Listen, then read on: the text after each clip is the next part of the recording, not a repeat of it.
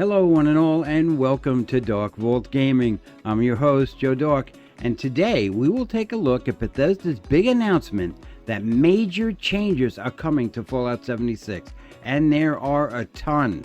They are currently still working on more, as the current changes are being tested in the public test server as we speak. A slew of changes, many quality of life, some enemy changes, changes to weapons and armor, even perks. All very cool. Let's take a look. Okay, inside Bethesda's most recent Inside the Vault, they go on to explain the different changes that are being made. These are the updates and the highlights for the people that are currently on the public test server to learn exactly what changes have come to the game. So let's go over this together. We've reopened the public test server to share an early look at our upcoming game improvements for Fallout 76. We hope you will enjoy us and you will join us in trying out these changes and are very interested in your feedback and bug reports with us in the Bethesda Studio Discord server.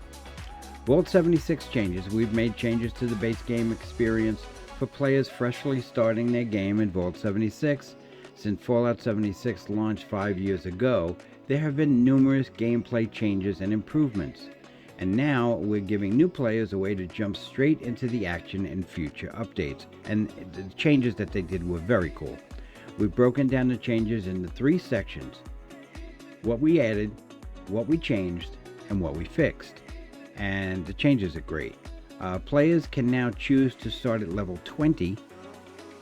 This gives them starter weapons, ammo, armor, perk packs, various survival supplies, and pre-filled loadouts.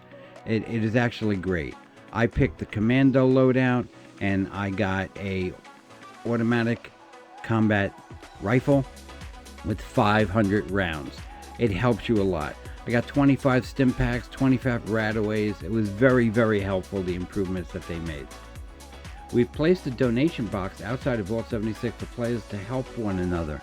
So if you're a player and you're level 1000, and you've been playing for a long time, and you got stuff to give new players, just put the stuff in that donation box, and players coming out of the vault can actually help themselves.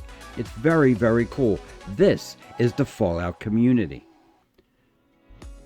2 new perks have been added, Arms Keeper and Stable Tools. There is a video I just put out on that. They are both very cool.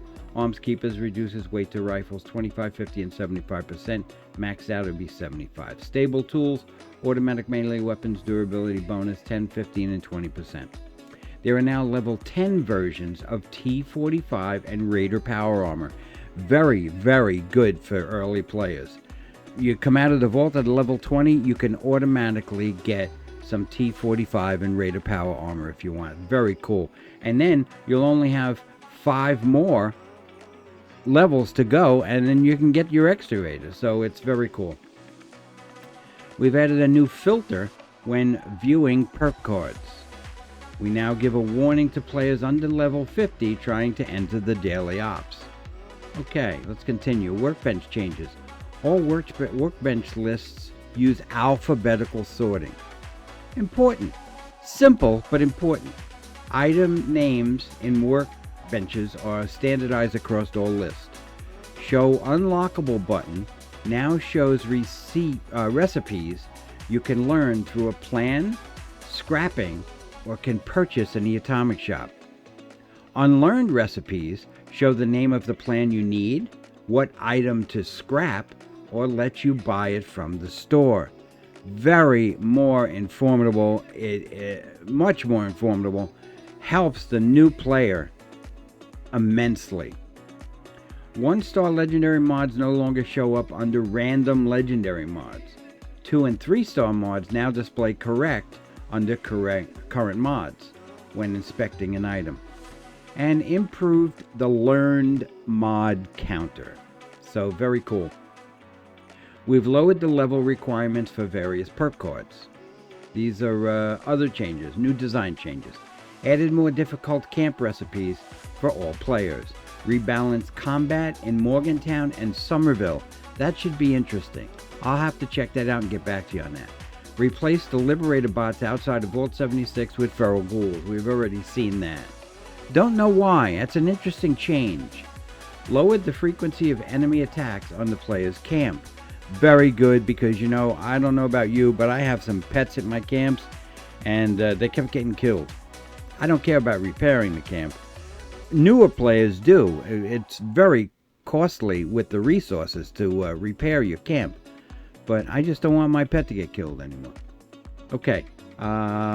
Adjusted the Gun Fu perk effect and text description. So let's see how that is. I'll let you know on that. The bugs have been exterminated and mysterious construction has begun at the Gilman Lumber Company.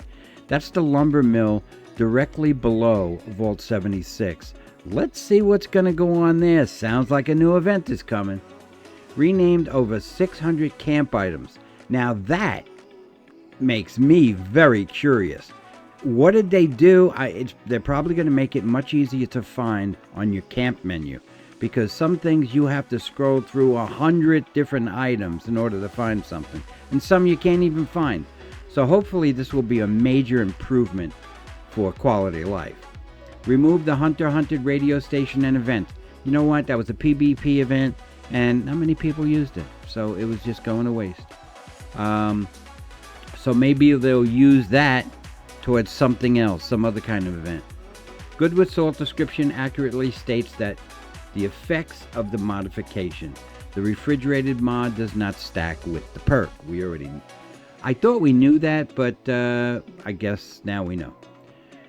Grenadier perk now applies to Gauss weapons. Very, very important. Very important. Players will no longer receive legendary power armor pieces as rewards from events and quests until level 20. That's good, because when you're a lower level, you don't have much weight capacity, carry weight capacity. So you get a 15 or 16 pound piece of power armor, you're probably going to not be able to move. All right, let's see. Legendary creatures no longer mutate at 50% health to have health regeneration, but instead have 60% increased health. Okay, so that's a pretty good change. I like that. Various changes to health, resistances, and weapon damage for the following creatured Super Mutant, Protectron, Mole Rat, Mr. Handy, Gutsy, Feral Ghoul, Scorched, Glowing One, Assaultron, Mirelurk King, Mirelurk Crab, Cave Cricket, Red Scorpion, Angler, Floater Flamer, Floater Freezer, Floater Ganasher, Mutant Hound, Liberator, and Mirelurk Hunter. Alright, various changes to health, resistance, and weapon damage. So, let's see, good or bad? We'll see. It could be that they reduced the damage. They increased the damage from a lower level player. That could be. We'll see what happens. Reduce the amount of pop-up information upon exiting the vault. Well, that's good. Gives you more time to play the game. Increased aid items and low-level quest rewards and challenges. So that's good. When you're a low-level person, you need the stim packs, man. So you could run out of stim packs very quickly. So they increased that when you complete challenges and quests. Okay, that's good.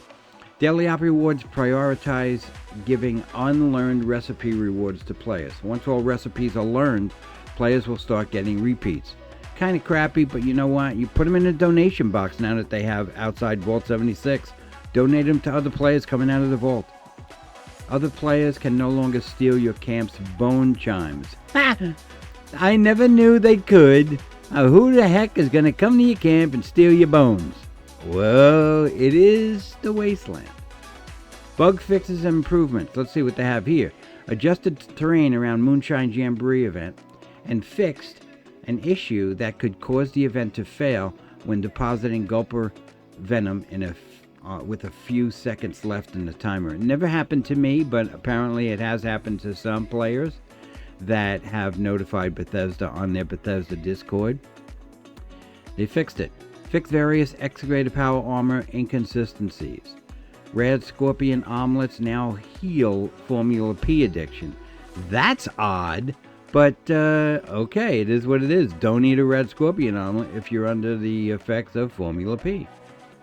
The Carnivore mutation now works with the Cannibal perk. Very good. I like that. Fixed an issue preventing players from VATS targeting extra large creatures from a distance. Okay, well that's good. You should be able to VATS them from a distance. Fixed an issue causing combat groups to persist over long distances, keeping the player in combat. Another important thing. Fixed melee power attacks, sometimes not registering as power attacks. That's good because the power attacks obviously give you more damage, and you got some perks on power attacks, so they're important. The imposter sheep squatch area of attack can no longer damage players who are out of sight of it. That's important, especially for lower level players who can get damaged pretty quick. Fixed an issue where a player could become struck in the vertibird post-expedition. Never happened to me, but apparently it's happened to some. Mutated party packs now grant healing salves when all recipes have been learned. Oh, that's a good thing. You don't get another recipe then. That's good. Salvage Assaultron Head now displays charging damage instead of single shot. Very good. I don't know how many people use this Assaultron Head as a weapon, but there you have it. New players no longer receive an unnamed radio station with information on Nuka World on Tour upon leaving the vault. Okay, that's good. Players can no longer attack with auto melee weapons and sprint at the same time in third person. I didn't know that was a problem, but you know, there's glitches in this game, they just fixed it.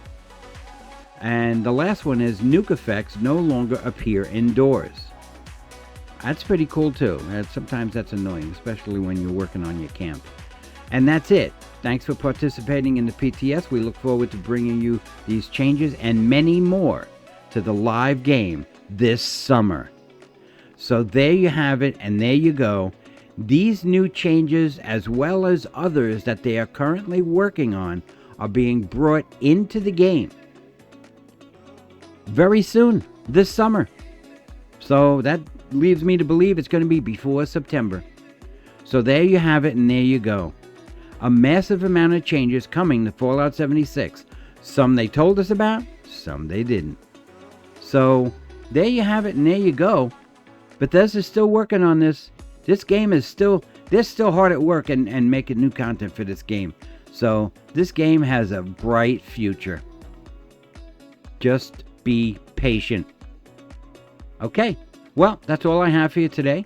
If you enjoyed the video, smash that like button. It helps the channel grow.